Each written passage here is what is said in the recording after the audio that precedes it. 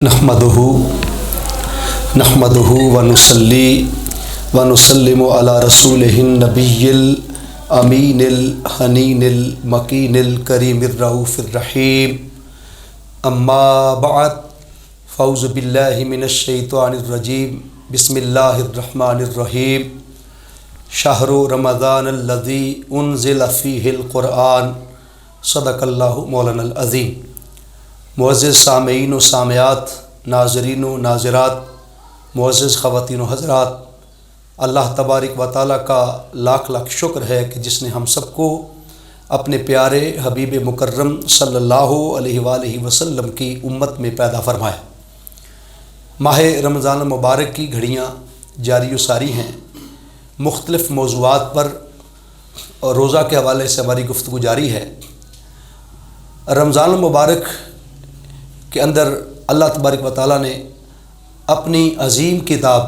अपनी बैयन और रोशन किताब और कायनात के अंदर सबसे खूबसूरत और सबसे बड़ी किताब कुरान मजीद के नुज़ूल का ज़िक्र फरमाया है। इरशाद हुआ शहरु रमज़ानल्लज़ी उन्ज़िला फ़ीहिल क़ुरआन। रमज़ान वो महीना है कि जिसके अंदर अल्लाह फरमाता है हमने कुरान नाज़िल फरमाया। रमज़ान की फ़जीलतों में से एक फ़जीलत ये है कि इसके दामन में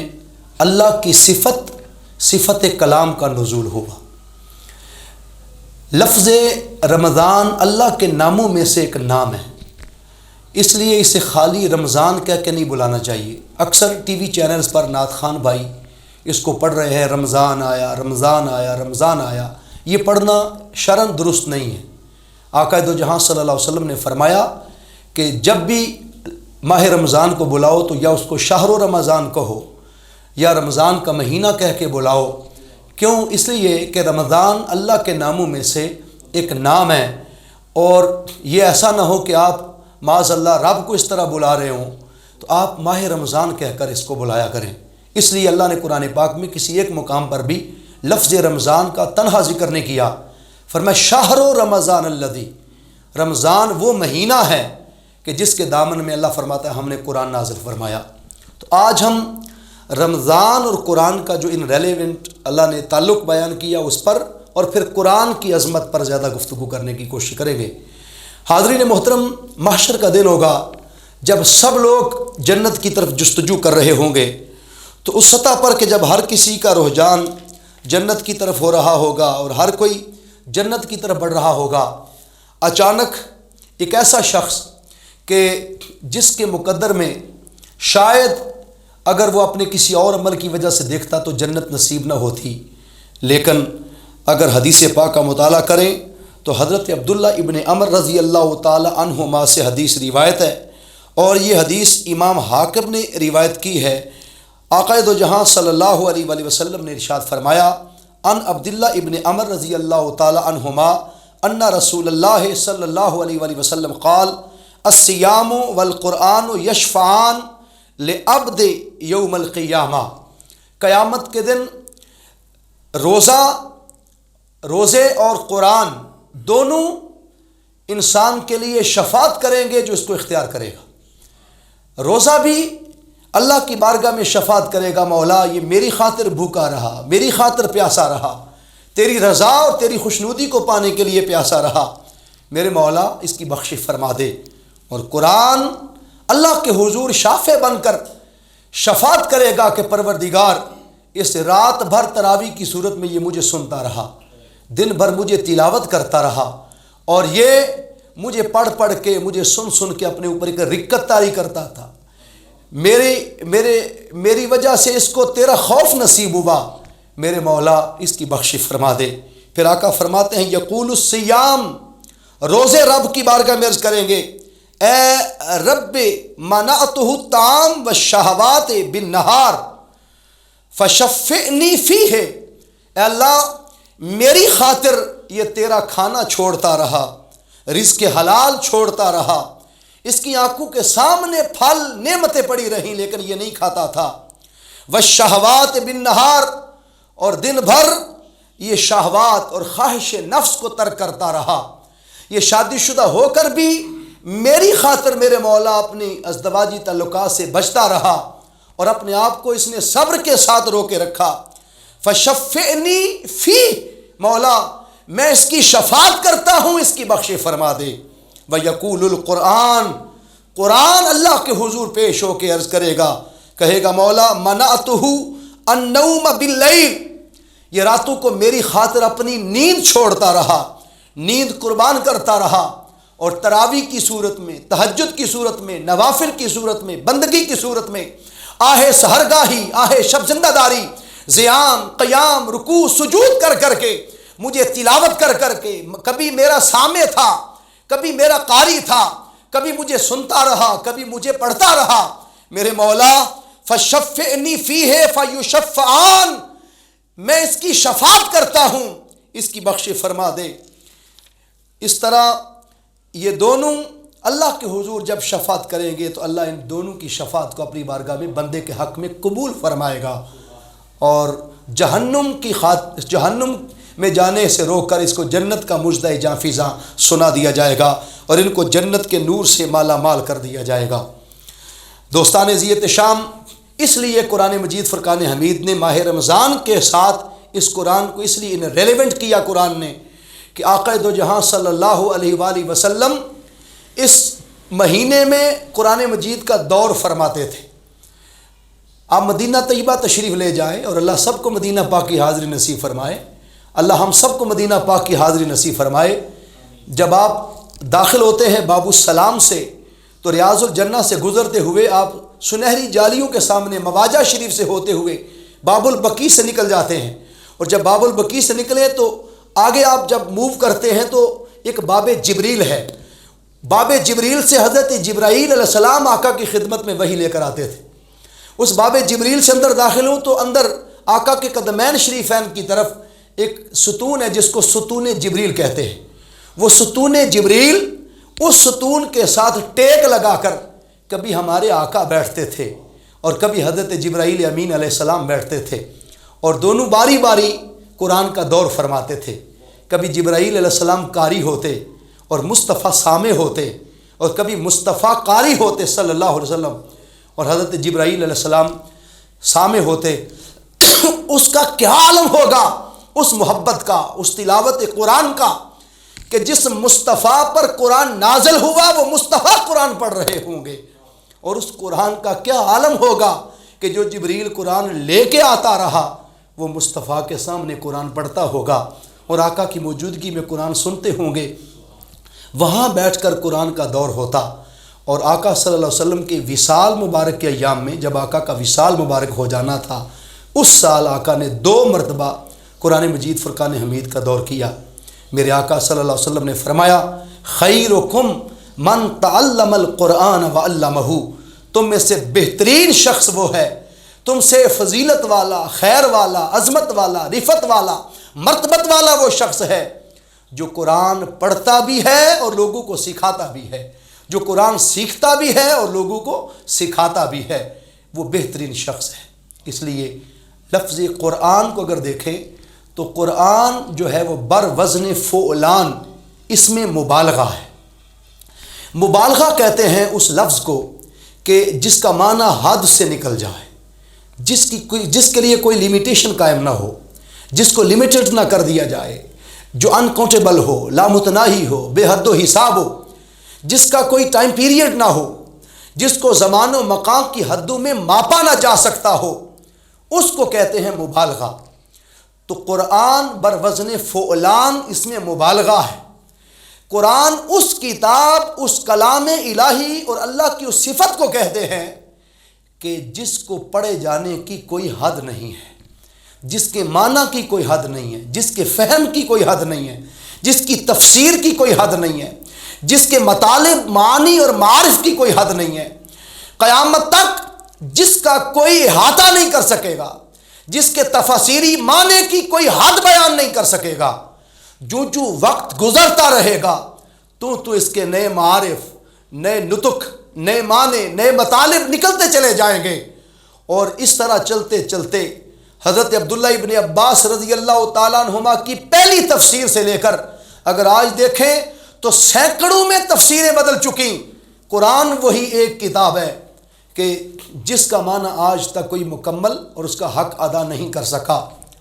مسند احمد بن حنبل کی حدیث کے مطابق آسمانوں سے ٹوٹل 104 کتابیں نازل ہوئیں۔ یہ جو عرف عام میں لوگ 4 کتابیں کہتے ہیں، یہ 4 بڑی کتابیں ہیں، لیکن چھوٹی بڑی ٹوٹل 313 یا 14 رسولوں پر 104 کتب نازل ہوئیں، ان میں بڑی 4 ہیں، اور ان میں سب سے بڑی کتاب ہے وہ قرآن مجید فرقان حمید ہے، جو اللہ نے 6000 سے زائد آیات پر مشتمل اپنے محبوب نبی صلی اللہ علیہ وسلم پر یہ قرآن نازل فرمایا۔ اور جب اللہ نے یہ کتاب نازل کر دی تو دیکھیے، کسی شے کو شک سے بری کرنا ہونا تو اس کو شک سے بری کرنے کے لیے پہلے دلائل ہوتے ہیں، پہلے پروف لائے جاتے ہیں۔ آپ عدالت میں کوئی کیس جیتنا چاہتے ہیں اور کسی کیس کی حتمی مقام اور شکل تک پہنچنا چاہتے ہیں تو آپ دیکھتے ہیں کہ عدالت کہتی ہے پہلے گواہ لاؤ، پہلے دلیل سے ثابت کرو۔ جب دلیل سے ثابت ہو جائے، گواہ پیش ہو جائیں، اس کی حق میں لوگ پیش ہو جائیں، پھر جا کے اس کو بری الذمہ، اس کو شک اور ریب سے پاک گردانا جاتا ہے، پھر عدالت اس کے حق میں ڈیسیژن اور فیصلہ دیتی ہے۔ لیکن قربان جائیں قرآن مجید کے حق میں کہ قرآن ایک لاریب، بے عیب اور شک سے پاک کتاب ہے، اس کے معنی کو ثابت کرنے کے لیے اللہ نے دلائل نہیں دیے شروع میں، بلکہ سورۃ البقرہ کے آغاز میں اللہ نے بغیر دلیل کے، بغیر پروف کے اور بغیر کسی گواہی کے اللہ نے اس کتاب کی اناؤنسمنٹ کرتے ہوئے فرمایا، بسم اللہ الرحمن الرحیم، الف لام میم۔ الف سے مراد اللہ کی ذات، لام سے مراد جبرائیل امین علیہ السلام، میم سے مراد محمد مصطفیٰ صلی اللہ علیہ وآلہ وسلم۔ اس کا اصل اور حقیقی معنی تو اللہ اور اس کا رسول صلی اللہ علیہ وسلم ہی بہتر جانتے ہیں، لیکن حضرت عبداللہ ابن عباس رضی اللہ تعالیٰ عنہما کے نزدیک آگے فرمایا، ذالک الکتاب لا ریب فیہ، یہ وہ آفاقی کتاب ہے، یہ وہ کتاب ہے کہ جس میں شک کی کوئی گنجائش نہیں ہے، جو لا ریب ہے، بے عیب ہے، بغیر دلیل، بغیر گواہی کے جس کتاب کو لا ریب ماننا ہم پر کنکلیوسو، کمپلسری، مسٹ، واجب اور فرض قرار دیا گیا ہے، وہ قرآن مجید فرقان حمید ہے۔ اس لیے اس قرآن کو، اس کتاب کو جب بھی پڑھے تو حسن کے ساتھ، نغمگی کے ساتھ، خوبصورتی کے ساتھ تلاوت کریں، اس کو رک رک کے، اس کو ترتیل کے ساتھ، محبت کے ساتھ پڑھیں، اس کو چاشنی کے ساتھ پڑھیں، لذت کے ساتھ پڑھیں، کوشش کریں اس کا معنی مفہوم سمجھ کر آگے گزریں۔ آج کل جیسے ہم اس کو بغیر سمجھے، بغیر سوچے پڑھ رہے ہیں، تیزی کے ساتھ، اس کا معنی پورا نہیں ہوتا۔ حضرت ابو ہریرہ رضی اللہ تعالیٰ عنہ سے حدیث مروی ہے، اور یہ امام مسلم نے صحیح کے اندر کتاب الصلاۃ المسافرین اس کے اندر اس حدیث کو روایت کیا ہے۔ اور حضرت ابو ہریرہ رضی اللہ تعالیٰ عنہ ارشاد فرماتے ہیں کہ آقا دو جہاں صلی اللہ علیہ وسلم کے حوالے سے فرمایا کہ ما آذن اللہ لشیء، ما آذن لنبی صلی اللہ علیہ وسلم حسن الصوت یتغنی بالقرآن یجہر بہ، اللہ رب العزت نے کسی شے کے لیے ایسا حکم نہیں دیا جس قدر تاکید کے ساتھ اپنے محبوب نبی صلی اللہ علیہ وسلم کو خوبصورت لہجہ میں اور نغمگی کے ساتھ بلند آواز سے قرآن پڑھنے کا حکم جاری فرمایا۔ اللہ نے کسی اور کام کے لیے اتنا حکم جاری نہیں فرمایا جتنا قرآن کو خوبصورت نغمگی کے ساتھ بلند آواز سے پڑھنے کا حکم دیا۔ آقا دو جہاں صلی اللہ علیہ وسلم کا گزر ہوا تو حضرت ابو بکر صدیق رضی اللہ تعالیٰ عنہ بڑے دھیمے لہجے میں آہستہ آہستہ قرآن کی تلاوت فرما رہے تھے۔ میرے آقا نے فرمایا، ابو بکر آپ آہستہ قرآن کیوں پڑھتے ہیں؟ عرض کی، آقا سننے والا دل کی آواز بھی سنتا ہے، اس لیے میں آہستہ اپنے مالک کو سناتا ہوں۔ تو میرے آقا نے فرمایا، ابو بکر اس کو تھوڑا سا بلند آواز سے پڑھ لیا کرو تاکہ اور لوگ بھی اس کو سن کے اس کا فائدہ لے سکیں۔ پھر آقا کا گزر خلیفہ دوم حضرت ابو بکر صدیق رضی اللہ، حضرت عمر بن خطاب رضی اللہ تعالیٰ عنہ کے پاس سے ہوا تو سیدنا فاروق اعظم رضی اللہ تعالیٰ عنہ بہت بلند اور جہری آواز کے ساتھ قرآن کی تلاوت فرما رہے تھے۔ آقا نے پوچھا، اے عمر آپ بلند آواز سے قرآن کیوں پڑھتے ہیں، اتنا اونچا کیوں پڑھتے ہیں؟ تو عرض کیا، آقا تاکہ لوگوں کو ترغیب ملے اور لوگ قرآن مجید کی آواز سن کر اس سے متاثر ہوں۔ میرے آقا نے فرمایا، نیک مقصد دونوں کا درست ہے، لیکن اے عمر تھوڑا سا اس کو آہستہ آواز میں پڑھا کرو تاکہ لوگ اس سے ڈسٹرب بھی نہ ہوں، لوگ اس سے متاثر بھی نہ ہوں، تو آپ نے دیکھا کہ قرآن کی تلاوت میں بھی دونوں، اگر شیخین ابو بکر صدیق رضی اللہ تعالیٰ عنہ خلیفہ اول اور خلیفہ دوم سیدنا فاروق اعظم رضی اللہ تعالیٰ عنہ، دونوں کے عمل سے آقا نے ثابت فرما دیا کہ قرآن کو بھی اعتدال پسندی کے ساتھ تلاوت کرنا، اور اعتدال کے ساتھ، کیونکہ دین اعتدال پسندی کا نام ہے، دین سراسر اعتدال کے ساتھ چلنے کا نام ہے۔ پھر حضرت ابو ہریرہ رضی اللہ تعالیٰ عنہ سے صحیح بخاری شریف کی یہ حدیث روایت ہے، آقا صلی اللہ علیہ وسلم نے فرمایا لیس منا من لم یتغنى بالقرآن، جو قرآن کو نغمگی اور خوبصورت آواز کے ساتھ نہیں پڑھتا، آقا نے فرمایا وہ ہم میں سے نہیں۔ قرآن مجید کو خوبصورتی کے ساتھ، نغمگی کے ساتھ، اعلیٰ صوت کے ساتھ، حسن صوت کے ساتھ تلاوت کرنا، اس کو کنڈیشنل قرار دیا گیا ہے۔ اور حضرت سعد بن ابی وقاص رضی اللہ تعالیٰ عنہ سے روایت ہے کہ میں نے حضور نبی کریم صلی اللہ علیہ وسلم کو فرماتے سنا، ان ھذا القرآن نازل بحزن، بے شک قرآن غم سے لبریز نازل ہوا ہے، فاذا قرأتموہ فابکوا، بس جب تم اسے پڑھو تو اس کو پڑھ کر خوب رویا کرو،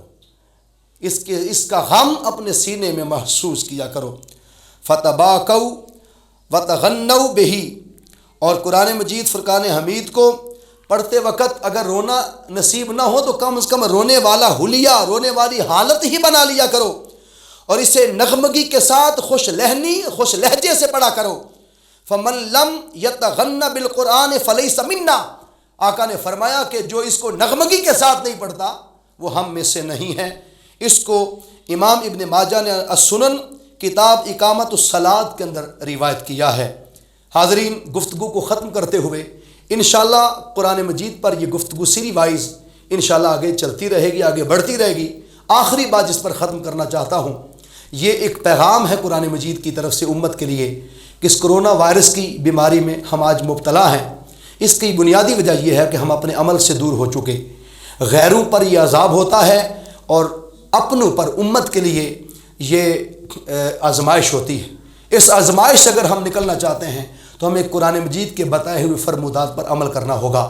آج ساری دنیا اپنی اولادوں کو، اپنی نسلوں کو، اپنے بیٹوں کو لے جانا چاہتی ہے، کوئی کسی کو انجینئر بنا رہا ہے، کوئی ڈاکٹر بنا رہا ہے، کوئی سائنٹسٹ بنا رہا ہے، کوئی ایم ایس سی زوالوجی میں، کوئی ایم ایس سی باٹنی میں، کوئی فزکس میں، کوئی کیمسٹری میں بیٹے کو آگے لے جانا چاہتا ہے، کوئی کسی شعبے میں آگے لے جانا چاہتا ہے۔ ہمیں سوچنا چاہیے کہ میرا بیٹا قرآن کا قاری بھی بنے گا کہ نہیں، میرا بیٹا قرآن کا حافظ بھی بنے گا کہ نہیں، میرے بیٹے کا قرآن سے رشتہ کیا ہے۔ ہم اس سے منع نہیں کرتے۔ منہاج القرآن کا تو یہ شیوا ہے، بیٹے کو سائنسدان بھی بنائیں، بیٹے کو آپ انجینئر بھی بنائیں، ڈاکٹر بھی بنائیں، لیکن اس کے ساتھ ساتھ اس کو قرآن کا ترجمہ، قرآن کی تفسیر، قرآن کا معنی، قرآن کے معارف، قرآن کے مطالعے بھی سکھائیں، تاکہ بیٹا ایک طرف دنیاوی اور ایک طرف دینی، دونوں طرح کے علوم کے زیور سے آراستہ ہو کر اس مقام پر پہنچے کہ اللہ تبارک و تعالیٰ اس کو دنیا بھی اس کی بہتر کر دے اور آخرت بھی بہتر کر دے۔ اس لیے دعا میں یہ کہا جاتا ہے ربنا آتنا فی الدنیا حسنۃ وفی الآخرۃ حسنۃ وقنا عذاب النار۔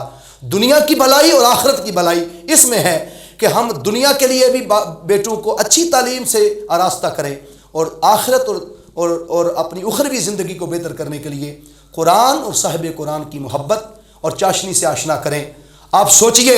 اگر آپ کا بیٹا ڈاکٹر بن جائے، صرف ڈاکٹر بنے، اور قرآن کی تعلیم سے نہ آشنا ہو، نہ واقف ہو، اور ساری زندگی جس نے ایم بی بی ایس کروایا تھا، جس باپ نے 40 لاکھ روپیہ لگا کر،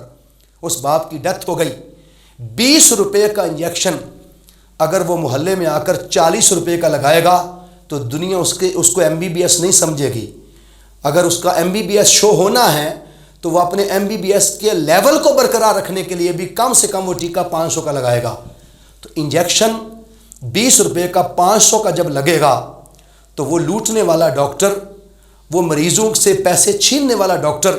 ناانصافی کرنے والا ڈاکٹر